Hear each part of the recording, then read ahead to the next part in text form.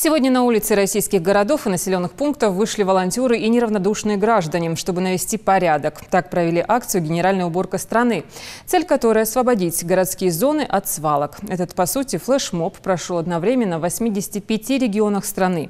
Организатор мероприятия – Общероссийский народный фронт. Репортаж Мадины Пугоевой.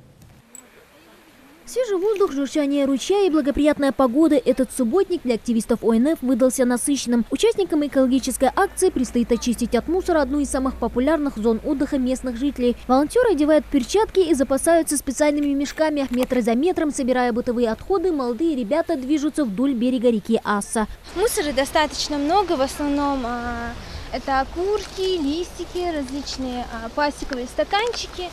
Очень много пакетов, которые, в принципе, не разлагаются. И их сбор имеет огромное значение, потому что при нагреве солнцем они выделяют определенные едкие вещества.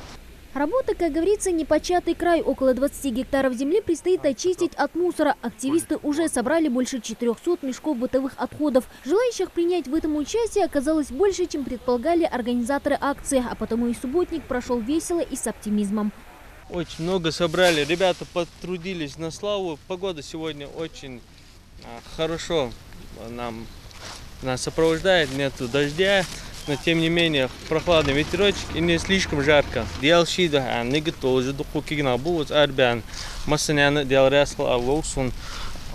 Всем, кто участвовал в этом мероприятии и собирал с нами какой-то мусор.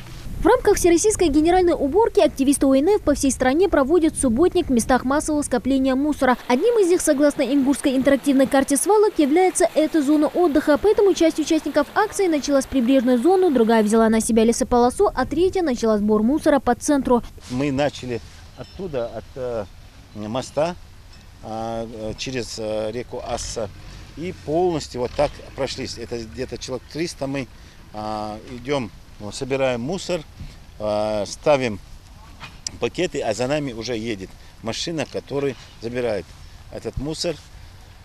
Здесь мы сегодня собрали 3 КАМАЗа и 2 газели мусора. Такое богатство после себя оставили отдыхающие. Впрочем, активисты Общероссийского народного фронта намерены в корне исправить эту ситуацию. Возможно, очень скоро в местах массового отдыха появятся специальные мусорные баки. А пока проект находится на стадии реализации, волонтеры и просто неравнодушные жители республики призывают друг друга относиться к природе бережно, чтобы сохранить красоту родного края в первозданном виде. Мадина Пугоева, Хамзат Халхоев, Новости 24.